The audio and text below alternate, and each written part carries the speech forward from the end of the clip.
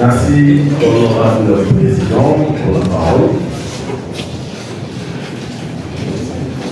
Honorable président, honorable membre du bureau, honorable député et mes chers collègues.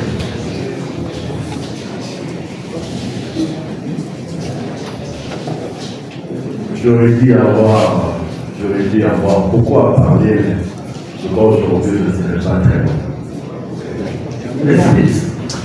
Il est 2h45. Ce n'est pas par plaisir que je donne à président parce que je suis un peu très perplexe. Déjà, je commence par exprimer mon inquiétude par rapport au service. Je me suis rendu compte qu'il y a beaucoup de documents qui ne m'ont pas été donnés. En dehors du projet d'édit, les annexes, je ne sais pas. Pour quelle raison? Je ne sais pas. Le message était lancé dans le groupe, peut-être vous n'avez pas pu dire à votre assistant parlementaire. Comment les documents ne sont parvenus, pas les autres? C'était en deux phases. Qu'à cela ne tienne, je commence par féliciter l'excellence M. le gouverneur de province pour ce travail, ensemble avec son équipe qui l'a accompagné dans la réalisation de ce grand travail. Ce travail auquel dépend l'avenir de la province du Kasai-Central. Honorable président, je vais peut-être un défaut de ma formation, peut-être que je serai mal compris, peut-être que certains me comprendront.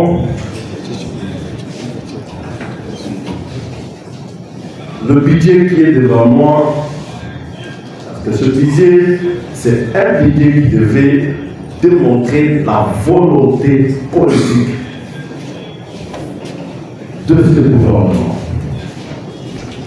Le budget, nous l'avons dit, en dehors de toutes les définitions que nous connaissons tous, mais il est aussi l'expression chiffrée d'une vision politique. C'est à partir du budget qu'on tire, c'est à partir du budget, le budget est tiré à partir du programme d'action d'un gouvernement. Programme d'action pour lequel le gouvernement a été élu et sur base duquel il a été investi, lui, ensemble et son gouvernement. Mais j'ai beaucoup d'inquiétudes pour ce budget-là. J'ai beaucoup d'inquiétudes parce que ce budget n'est pas très différent de tous ces budgets qu'on a eu à traiter ici. L'autre fois, je vous disais ici que j'avais 6 ans dans cette salle. Et 6 ans m'ont beaucoup appris, et je vous ai dit dans le président, il y a des choses que je ne peux plus accepter. Il y a des choses que je ne peux plus tolérer ou laisser passer.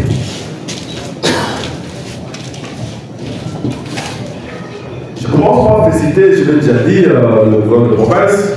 Il dit la vision du développement du gouvernement provincial est de faire du Kasai-Central à l'horizon 2028 une province excellente. Félicitations, de la province. L'équipe budgétaire de la province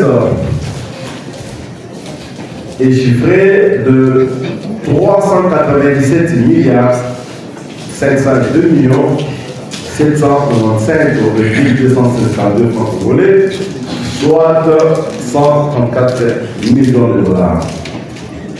Une augmentation de 10% par rapport au budget 2024. Nous félicitons le gouvernement provincial pour cela, surtout particulièrement dans le volet recettes propres qui passe de 6 milliards 293 millions 680 936 francs en 2024 à 9 milliards, c'est-à-dire 869 671 541 francs congolais, soit une augmentation de 56%. Et c'est une première depuis que la province du Kassai central a cette appellation du Kassai central. Toutes mes félicitations. La tache noire que je soulève ici, c'est plutôt ces faibles pourcentages des recettes locales par rapport au budget global.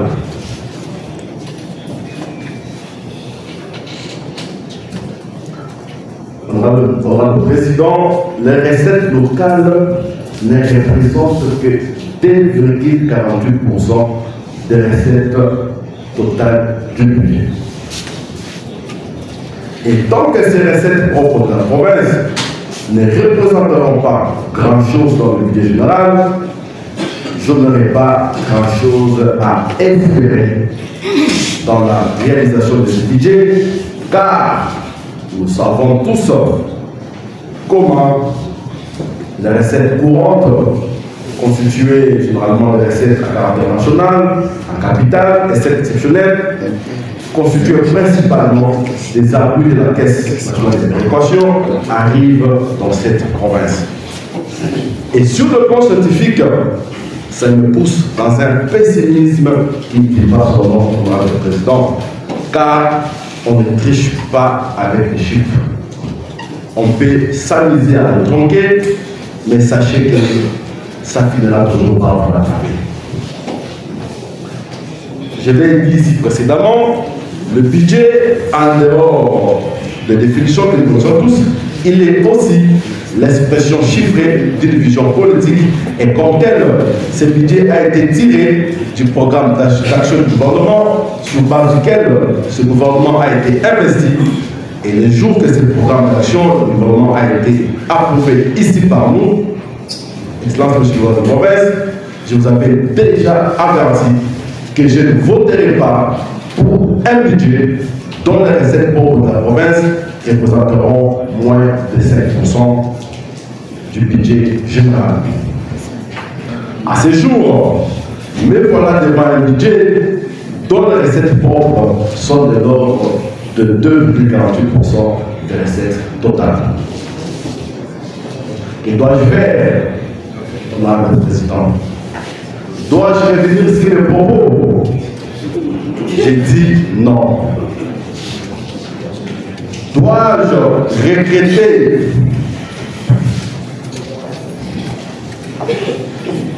Dois-je rejeter ce budget, vais-je dire? J'ai dit non plus non. Alors, il va faire face à ces dilemme, Madame le Président. Je dirais plutôt, comme membre effectif de la commission économico-financière et contrôle-budgétaire, je me battrai au sein de cette commission, ensemble avec mes collègues, pour que ce pourcentage de recettes propres soit réduit à l'ensemble. Je reviens sur le budget annexe.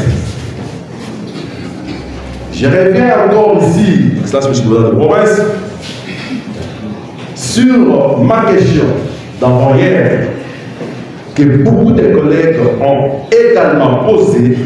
Il s'agit de la vision du gouvernement provincial sur la société de transport du Kassai central, qui a connu de bons moments à l'époque du gouverneur Alex Kandé.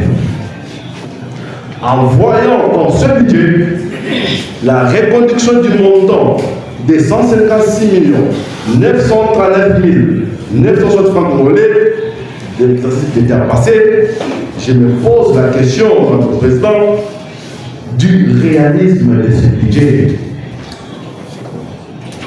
Au moment où nous savons tous qu'en 2023, le taux de réalisation des recettes de cette société était à peine de 38%. Mais dans ce budget, on a reconduit le même montant. C'est pour s'attendre à quel résultat? Là où je pose la question pour la province, si ce budget était réellement réaliste. Je Je m'en vais directement dans le volet dépenses. Dépenses de personnel. Ça fait partie des dépenses courantes. Ces dépenses prennent à eux seuls 36% des dépenses totales du budget. C'est comme si ce budget est élaboré que pour commencer à rémunérer les actionnaires. Moi, le président, je suis inquiet. Comment un budget général de la province peut affecter plus de 36% de dépenses au paiement de personnel?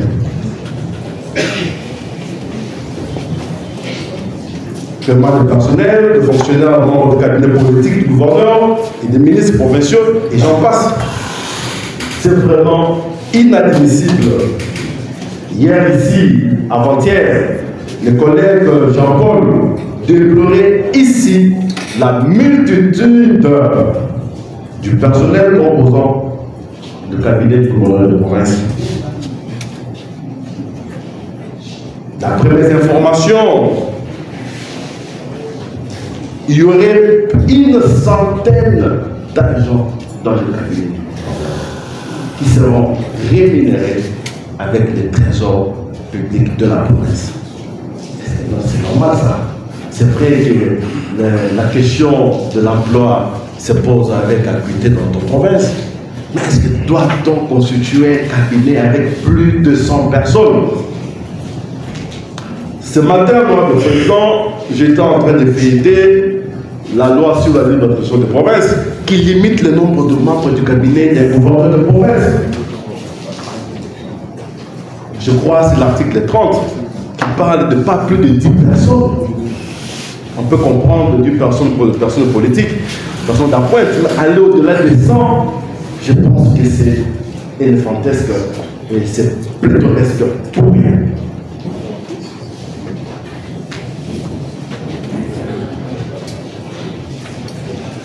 Je m'en vais sur les dépenses, sur les équipements, 10% dépenses en capital. Je vais directement aux dépenses sur la construction, réfection, réhabilitation, addition d'ouvrages, édifices, qui sont les dépenses en capital. Ces dépenses représentent un taux de 46%, ce qui est quand même à féliciter. Mais j'espère que nous devons encore allouer beaucoup plus de critiques à ces secteurs. Nous allons voir comment minorer du côté du personnel pour que nous puissions plus augmenter du côté des dépenses en capital. C'est très important. 46% par rapport aux dépenses globales, c'est intéressant. Mais j'aimerais que nous puissions encore y accorder beaucoup plus d'importance.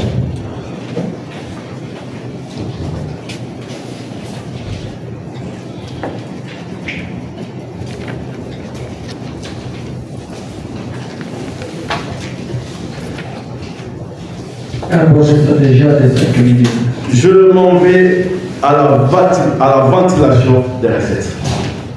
Vous faites combien? Laissez-moi terminer ma Même si vous allez jusqu'à... Si vous voulez m'arrêter, c'est dans vos prérogatives, vous pouvez m'arrêter et je m'arrêterai. Allez-y, vous avez les recettes propres de la province. Ici, je pense qu'il y a beaucoup de choses que la commission des profils pourra travailler ensemble avec la régie financière ainsi que d'autres services d'assiette afin d'aider la province à bien maximiser ses recettes. Je crois que je l'ai soulevé avant-hier ici, lorsque son Excellence était en train de présenter les projets de réduction des comptes. J'ai déjà assez parlé en ce qui concerne les services d'assiette. Je ne pourrais pas y revenir aujourd'hui. Je crois qu'aux membres des profils, on pourra voir comment, ensemble, on peut quand même donner à notre province assez de moyens pour sa politique.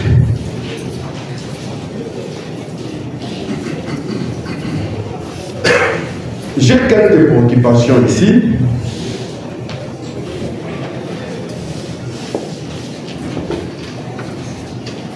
En ce qui concerne nos taxes et impôts, il y a l'impôt sur la superficie des propriétés bâties et non bâties, qu'on appelle également impôt foncier. Ici, je voudrais intervenir sur le plan social.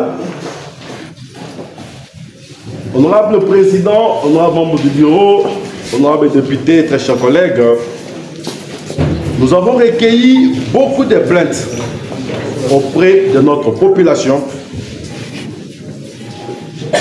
en rapport avec le recouvrement de cet impôt. Beaucoup de plaintes. Cette population juge très exorbitant le paiement de cet impôt par rapport aux années précédentes. La question est celle de savoir, Excellence Monsieur le gouverneur de province, avec vos services, si nous pouvons avoir une explication technique sur la base de calcul de l'impôt foncier. Nous voulons avoir des précisions parce que tout impôt est calculé sur base, il y a des calculs qui sont faits, qu'on puisse avoir une idée sur la base sur laquelle ces calculs ont été faits pour cet impôt foncier.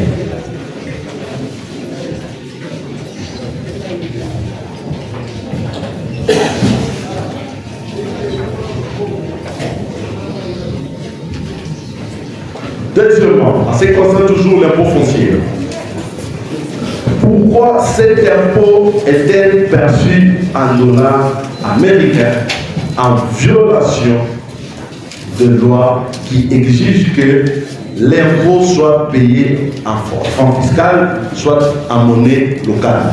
Mais ici, l'impôt foncier est livré en dollars. Pour quelle raison?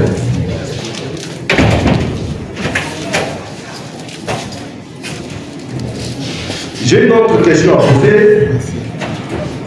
En ce qui concerne le produit de vente de plaques minéralogiques de moto, il y a 3 ans, si je ne me trompe pas, que le gouvernement provincial, son temps, avait d'une manière frauduleuse, quand je parle de frauduleuse, parce que les emprunts sont autorisés par l'Assemblée à travers la manière.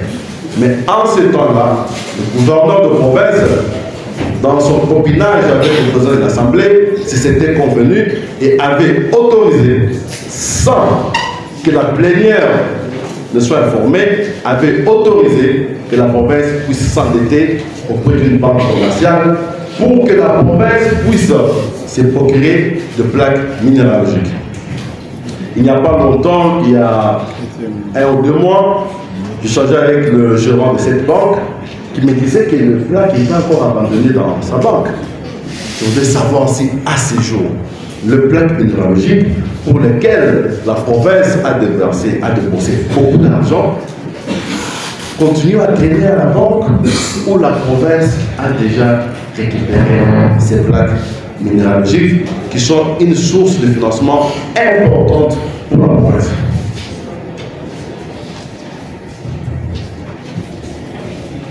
Une autre question concerne la taxe de superficie sur les concessions minières. À ce jour, Excellence Monsieur le gouverneur de province, que pouvez-vous nous dire ici sur le droit de la province sur les concessions de la MIBA dans la province centrale, qui depuis un moment avait arrêté de payer ses droits? De même aussi pour la rétrocession du CESC à la province. Si cette question persiste sans suivre la province, je pense que vous pouvez aussi associer la première institution dans cette marche pour que la province puisse rentrer dans ses droits. Je m'en vais à la ventilation des réponses.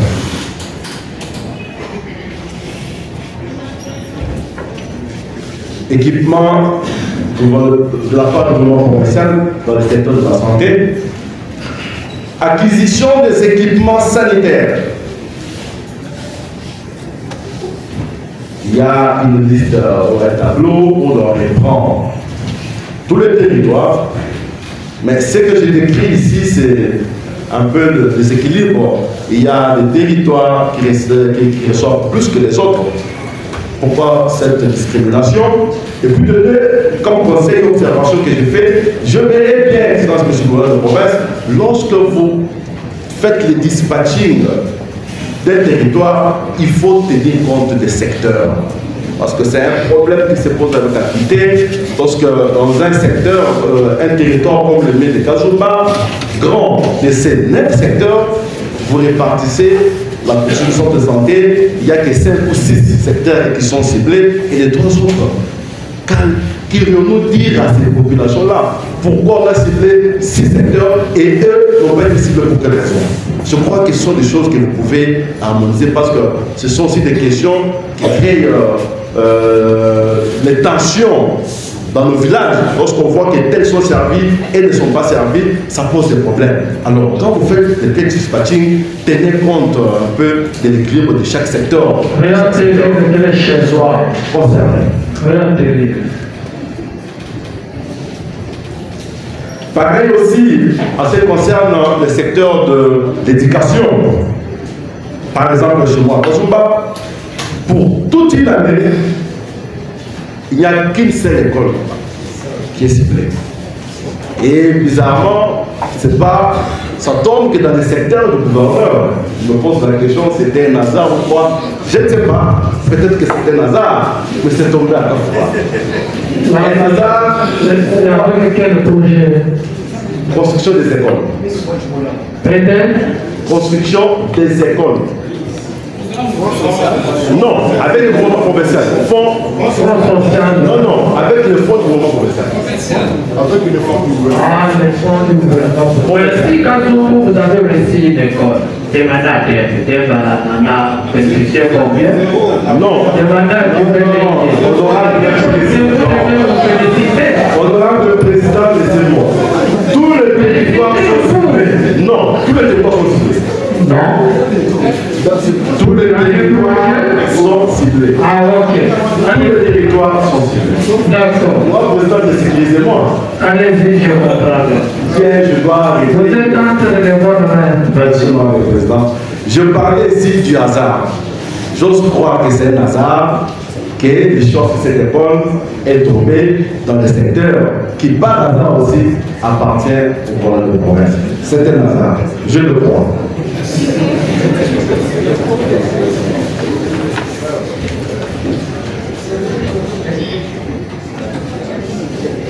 Une question me revient au nom du président, c'est la construction d'un bâtiment administratif de la province du Cachetot de Cameroun. Honorable inspecteur. Je parlais de la construction d'un bâtiment administratif de la province éducationnelle du Kassai central.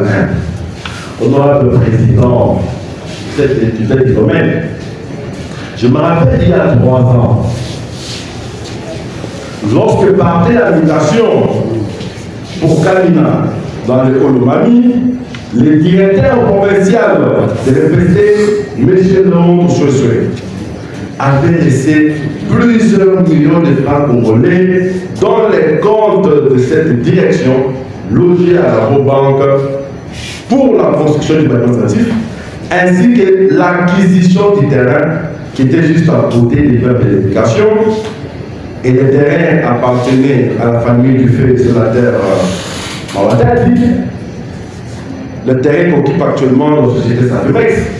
Et il y avait des petits soucis au niveau de la famille. Mais à ce jour, j'ai comme l'impression que rien n'a été fait. Et pourtant, cet argent était tiré de frais des examens d'État qu'on retient chaque année. Il y a un pourcentage qui est réservé à ça. C'était il y a 3 ans passés. À ce jour, je me pose la question si le gouvernement de province a une idée sur la destination de cet argent. Parce que sur le terrain, je fais un tour il n'y a pas longtemps là-bas, rien n'est fait. Et je pense que cet argent est encore là. Je pense bien.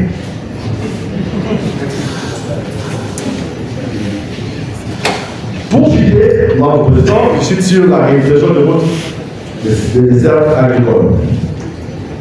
À mon avis, j'estime que ce volet est plus qu'important. Dans ce sens que les désenclavements de la ville de Kananga et des territoires devraient faire partie de vos priorités, exemple de votre province. À ce jour, je ne connais pas un seul territoire qui est facilement accessible à partir de Kananga. Je n'en connais pas. Je prends un cas typique, la connexion entre Kananga et les territoires de Kasumba. Vous m'excuserez, je suis de Kasumba. Que ce soit sur la nationale qui va de Kananga à Kalamambouchi en passant par Kilomba, que ce soit la route Kamoudi-Michon-Dambou qui débouche sur les chemins du secteur, que ce soit la route de Zushi-Kalamba, on passe la rivière Kachinde pour le sur de Kesha, et pourtant ce sont des routes qui devaient servir des déviations comme la route nationale est en train d'être faite. Mais ces routes sont en quel état? Ça, je suis pour la province. Pour arriver chez vous à Kafouba, pour la route de Michon-Dambou, ou soit la route de Zushi-Kalamba en passant par la rivière Kachinde. Mais c'est accessible. Moi-même, j'ai failli laisser ma vie sur le pont de la rivière Kachinde lors de la campagne. J'ai été miraculeusement sauvé, mais le véhicule était déjà dans l'eau. Déjà dans l'eau. Je crois que vous devez y accorder beaucoup d'importance. Aujourd'hui, quitter Kananga Chimboulou, je ne sais pas par quelle magie on fait Jean Chimboulou. Dibaya, Chimboulou bien sûr, Dibaya, n'en parlons pas, je n'ai pas dit il n'y a pas de route pour aller à Dibélé. Demba qui est juste à côté de nous ici. Demba. Aujourd'hui, avec un véhicule, on ne peut pas arriver à Demba. Le collègue qui m'a précédé à Del, je le félicite. Il n'y a pas de route. Pourtant, cette ville de Kananga est alimentée par les territoires. Aujourd'hui, nous vivons sur le marché la hausse des prix. Non seulement nous faisons face à la hausse des prix due à cette instabilité de la monnaie locale face au dollar, mais il y a aussi cette hausse des prix qui est due à la rareté des denrées qui proviennent en grande partie de nos territoires. 30 minutes déjà. Ah non, plus